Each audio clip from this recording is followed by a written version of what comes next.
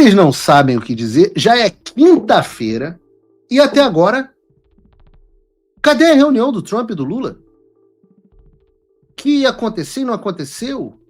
Era reunião, aí depois virou teleconferência, aí agora estão dizendo que é uma ligação, daqui a pouco vai ser uma troca de zap, e nada da reunião fantástica, que teria sido uma vitória do Lula, ou, nas palavras dos ministros do Supremo Tribunal Federal, a Dani Lima, um respiro, uma luz.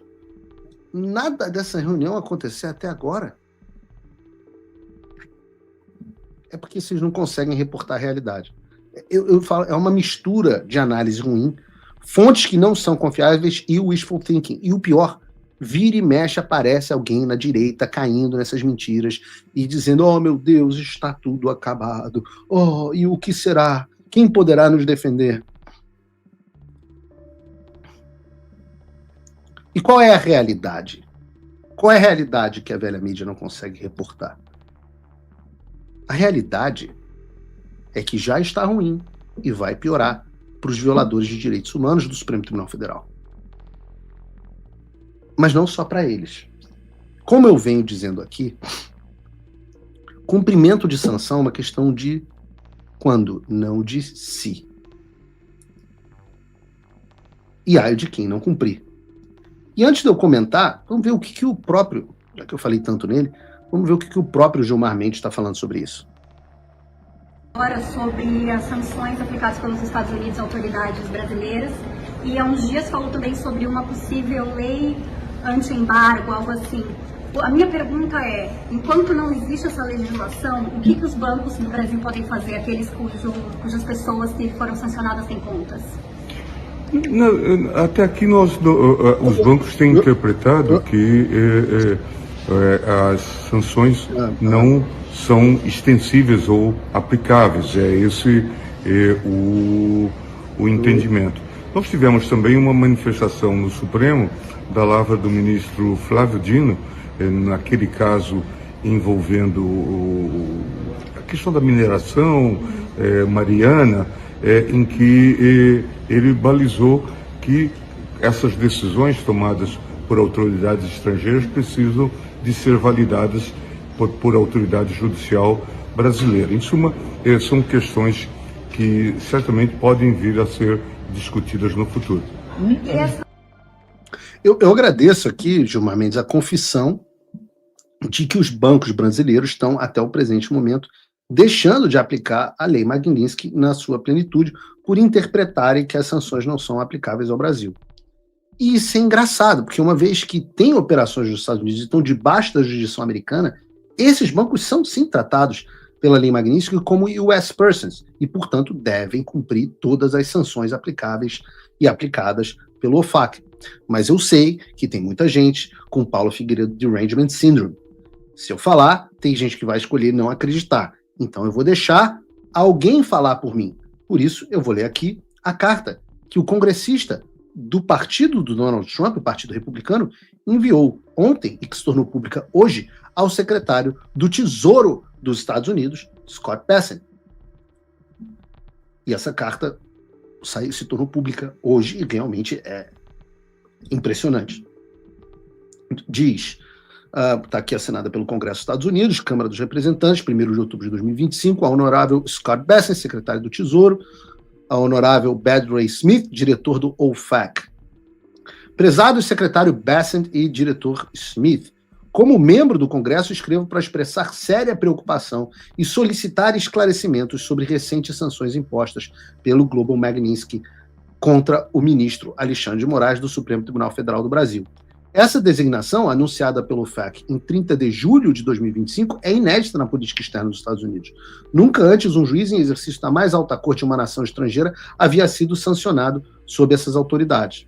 A base para a designação, grave violações de direitos humanos internacionalmente reconhecidos, incluindo a supressão de liberdade de expressão e do devido processo, levanta questões fundamentais sobre o Estado de Direito e a governança no Brasil. Ao mesmo tempo, a presença contínua de um indivíduo sancionado em posição tão alta de autoridade judicial cria riscos para a conformidade de conformidade para cidadãos e instituições dos Estados Unidos que operam em um dos maiores mercados emergentes para investimento americano. Prestem atenção. Esta questão tem implicações diretas para proteção de investidores, especialmente para fundos dos Estados Unidos, com exposições a ações, instrumentos de dívida e entidades reguladas no Brasil, cumprimento da política de sanções, dada a possibilidade de exposição indireta através de processos judiciais ou regulatórios brasileiros, e estabilidade financeira, visto que o Brasil continua sendo um componente-chave dos mercados de capitais globais. À luz dessas preocupações, solicito respeitosamente que o Departamento e o OFAC forneçam respostas às seguintes questões. 1. Obrigação de conformidade. Quais obrigações específicas se aplicam a instituições financeiras, fundos e gestores de ativos dos Estados Unidos quando um juiz sancionado permanece ativo no Supremo Tribunal Federal do Brasil? 2. Exposição indireta. Como o OFAC avalia e mitiga a exposição indireta quando decisões judiciais, ações regulatórias ou transações supervisionadas envolvem o ministro Alexandre de Moraes? 3. Mecanismos de aplicação. Quais medidas serão tomadas para garantir que os cidadãos dos Estados Unidos não se tornem inadvertidamente não conformes quando decisões legais brasileiras têm a autoridade de um indivíduo sancionado?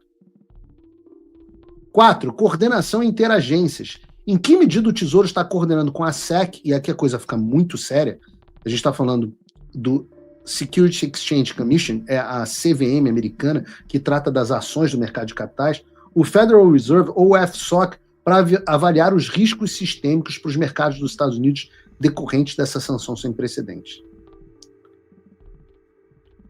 5. Orientação internacional. O OFAC emitirá uma orientação para governos aliados, organismos multilaterais como o FATF, o IOSCO ou partes interessadas do setor privado para reforçar padrões globais de conformidade nessa situação extraordinária? E diz assim: a sanção de um ministro do Supremo Tribunal Federal sobre as autoridades do Global Magnitsky não tem precedente. Suas implicações vão muito além do Brasil, afetando diretamente investidores dos Estados Unidos, regimes de conformidade e a credibilidade da governança financeira internacional. Orientação clara e detalhada de seus escritórios, portanto, é essencial. Agradeço a sua imediata atenção a este assunto. Aguardo a sua resposta rápida e abrangente. Semper Fi, que é o lema dos Marines, Semper Fidelis. Rich McCormick, membro do Congresso. Então veja, Gilmar, não somente não tem essa história de que os Estados Unidos estão recuando, como também nós temos esse novo desenvolvimento relacionado aos bancos que estão achando que não tem ninguém vendo o que eles estão fazendo. O que o Rick McCormick pediu é simples. Já que os bancos brasileiros estão interpretando de forma alucinada a Lei Magnitsky, eu peço ao Departamento do Tesouro que cite especificamente as obrigações que eles devem cumprir. Então, eu agradeço muito aqui ao ministro Gilmar Mendes, que nos deu essa confissão de bandeja, dizendo que os bancos não estão cumprindo, pelo menos em parte, a Magnitsky. Certamente, o Departamento de Tesouro dos Estados Unidos vai achar essa informação muito interessante. Agora, se eu fosse da Faria Lima, e eu tenho falado isso, eu estaria de olho. Não somente pelas multas bilionárias que nós já citamos como sendo possíveis e prováveis aos que descumprirem a Magnitsky, mas também porque, se ficar provado, e o Gilmar Mendes está fazendo isso por nós, obrigado, que os bancos estão deliberadamente descumprindo as sanções americanas para proteger um violador de direitos humanos, aí as sanções secundárias podem não ser mais somente contra o BTG, o Itaú, o Banco do Brasil, mas também contra os CEOs e os demais tomadores de decisão. A pergunta que fica, portanto, é a seguinte: até onde a Faria Lima e os seus integrantes estão dispostos a ir para defender Alexandre, em breve Gilmar? Será que eles estão mesmo dispostos a enfrentar as sanções secundárias por causa deles? Veremos. O que eu sei é o seguinte: toda essa movimentação do Supremo para tentar escapar, mesmo que um pouco das sanções, mostra que eles estão desesperados. Reparem que nós nunca mais tivemos efetivamente piadas sobre Magnitsky que ninguém mais brinca dizendo, fazendo aposta para saber quem vai perder o visto primeiro, até porque todos eles perderam. E eu posso dizer que os tempos mudaram muito. Eu cheguei a comentar aqui na terça-feira sobre uma movimentação que também deixava claro que os caras estavam sentindo o impacto das sanções. E sim, e olha que eu ainda disso para vocês, elas vão demorar tempo e nós estamos tomando outras ações para que elas atinjam o nível de 100% ou perto disso de aplicação. Mas naquela ocasião eu falei sobre a ideia genial do Gilmar Mendes de aprovar uma lei anti-embargos que ia proibir os embargos comerciais ao Brasil. E naquela fala de terça-feira eu apontei o óbvio, que uma lei dessas não teria absolutamente nenhum efeito prático. Eu citei aqui o caso da Europa, que aprovou regulamentos nessa mesma direção, e no final das contas os bancos europeus todos decidiram continuar seguindo as sanções americanas, com medo de perder acesso ao mercado dos Estados Unidos, inclusive os bancos que fizeram graça e quiseram burlar as sanções e foram multados exatamente da mesma forma. Mas agora, veja, o efeito Paulo Figueiredo Show, né? Eu ainda cheguei a dizer, poxa, né, como pode... será que o Maduro não teve a mesma ideia? Será que o Kim Jong-il não teve a mesma ideia? Será que o Xi Jinping não teve essa ideia brilhante do Gilmar Mendes? O Gilmar Mendes é tão fodão que ele tem ideias que ninguém mais tem, né? E, com o tempo, o efeito Paulo Figueiredo Show faz com que até a Globo News... Bom, bota a Globo News para falar aí pra gente, Bruno. Algo com um caráter mais de solidariedade e uma indignação coletiva do que algo que traga um efeito prático.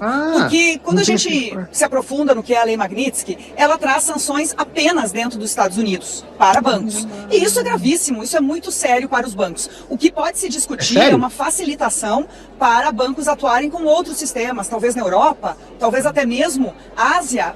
Estou dando aqui ideias do que eu ouvi já aqui dentro do Congresso. Porque na prática a gente vê uma grande indignação no Supremo. Eu cheguei a ouvir de um ministro do Supremo que se o governo federal não conseguisse proteger os seus servidores, porque se a gente olhar ministros, e especialmente os ministros do Supremo, outras pessoas que foram alvo até agora e que são servidores públicos, se o governo não consegue proteger os seus servidores públicos, esse ministro me disse, eu preferia receber um saco de dinheiro, então, porque...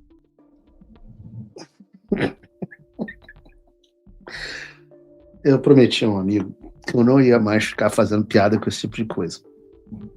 Então vou falar sério, prometi esse meu amigo. É a falência de um país com um sistema autônomo financeiro. A gente consegue entender essa indignação, né? Mas de qualquer maneira, essa discussão também traz um alento para os bancos, para se buscar um outro formato de utilização financeira que não traga punições para essas instituições financeiras que atuam nos Estados Unidos e que estão sob risco de serem vetadas, por exemplo, num sistema em dólar. Então, talvez seja buscar um outro formato, outros países, um sistema via Europa, talvez, que alguns bancos possam seguir, mesmo sendo sancionados nos Estados Unidos.